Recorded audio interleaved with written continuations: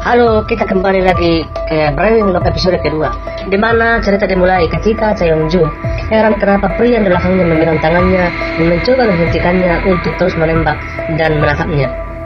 Saat Cha Yong-ju bertanya apa yang kamu lakukan, Yong Min-ju bertanya, apa kamu baik saja? Dan selanjutnya dia berkata, kamu tidak baik saja. Kalian penasaran kan, kenapa Min-ju mengetahui bahwa Yong-ju tidak baik saja? Karena memang Min-ju mempunyai kelebihan yang bisa membaca pikiran orang.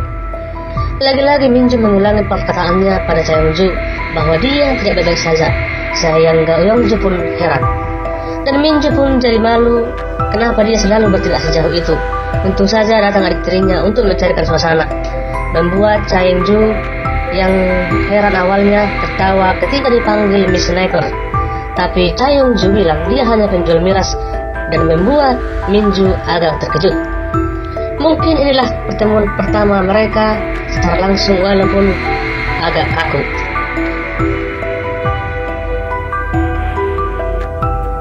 Di ayunan di tempat bermain, Min-ju bilang bahwa Miss penembak jitu itu menyebut namanya. Lalu adiknya berkata apa kakak mencemaskannya.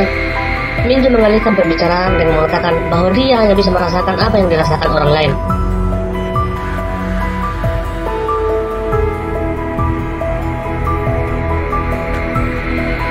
Sementara di tempat lain, Cha Yong-ju masih sedih dan bingung akan nasibnya, dan berusaha tidak sedih waktu masuk ke dalam rumah, apalagi bertemu dengan neneknya yang sudah tidur. Berusaha tegar dan tersenyum. Itulah kelebihan Cha Yong-ju yang selalu bisa tertawa walaupun adalah masalah dalam dirinya. Yong-ju berusaha membuat neneknya terkhawatir karena cabang berasnya akan ditutup. Di rumah, Cha Yong-ju teringat dengan perkataan Min-ju karena memang apa yang dikatakan pria itu benar adanya.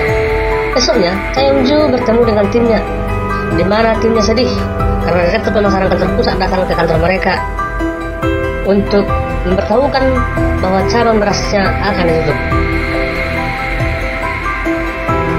Sementara di dalam kantor, saat Cha Yong-ju menemui direktur pemasaran, dia mendapat penawaran untuk bergabung dengan tim pemasaran di kantor pusat. Namun Cha Yong-ju menolak untuk bergabung, dan dia minta apa yang harus dilakukan agar cabang berasnya tidak ditutup. Direktur pemasaran mengatakan agar meraih hati membuat diri Yong Min-ju untuk menciptakan produk baru agar pimpinan suka dan cabang beras mereka hidup kembali. Bagi Cha Yong-ju tidak ada yang tidak mungkin. Tentu dia menerima tantangan itu, maka dia pun pergi ke Seoul dan berpamitan dengan timnya. Selanjutnya di hari berikutnya, Cha Yong-ju terlihat sedang berolahraga dan bersiap-siap untuk melakukan tugasnya meraih hati si pembuat miras. Lalu tibalah dia di kantor pusat dan bertemu juga dengan anggotanya yang bernama Pak Kang.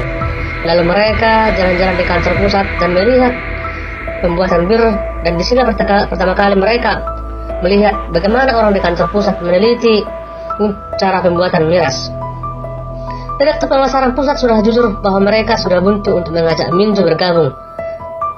Tapi Yong-ju yakin dan punya strategi untuk mendapatkan si pembuat bir tersebut. Di tempat lain, Yong Min-ju yang masih tidur terganggu oleh suara keras dan kepala desa yang membahas festival bir hop satu-satunya di desanya, membuat Min-ju sangat terganggu yang akhirnya memaksanya bangun dari tempat tidurnya karena suara kepala desanya seperti persis di depannya. Di tempat lain ada Bang Ehrum yang masih belum menyerah untuk mengajak Min-ju kembali masuk ke pabriknya. Sedangkan di pabrik terlihat adik Cha Yong-ju bekerja di pabrik miras Wilhan, membantu Min-ju membuat miras. Pada saat Min-ju keluar dari tim miras, Bang Ehrum datang tepat waktu dan langsung memperkenalkan diri serta memberikan kartu namanya. Sementara Min-ju masih tetap tega tidak mau bergabung dan mengajak Bang Ehrum dan asistennya untuk berbicara empat mata. Sementara Cha Yong-ju dan Pak Kang tiba di desa dan bertemu kepala desa.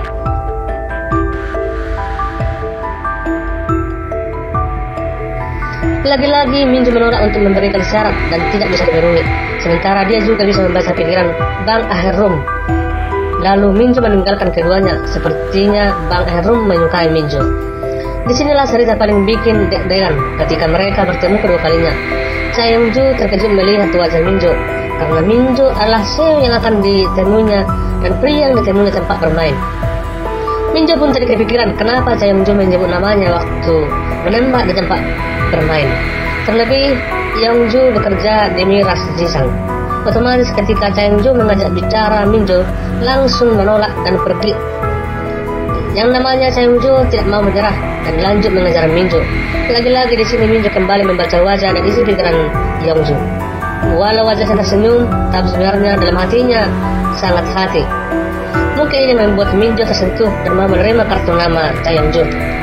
Disinilah Yongju yang masih berusaha mengambil hati Minjo, tetapi tetap saja Minjo menolak, dan Minjo bahkan tahu rasa sakit yang dialami Yongju. Di sini juga lah Yongju menunjukkan dia tidak mau menyerah dan bahkan mengejar Minjo hingga membuatnya terkejut karena tiba-tiba muncul di depannya. Memang benar Yongju mantan pasukan khusus. Dia bahkan rela ke turun kamar Minjo menggunakan tali dan lantai kedua rumahnya. Minjo pun sangat terkejut setengah mati melihat garis itu bergelantungan tepat di depan kamarnya dan membuatnya marah. Sementara kedua tim dari miras yang ditugaskan merhati Minjo bertemu di supermarket yang membeli makanan.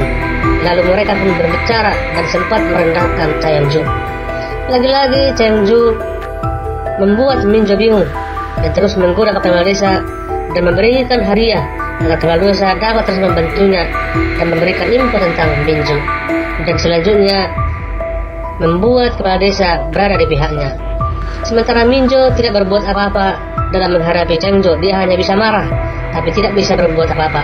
Dia bahkan menyuruh ibu-ibu yang kerja di pabriknya untuk menghadapi Yongju.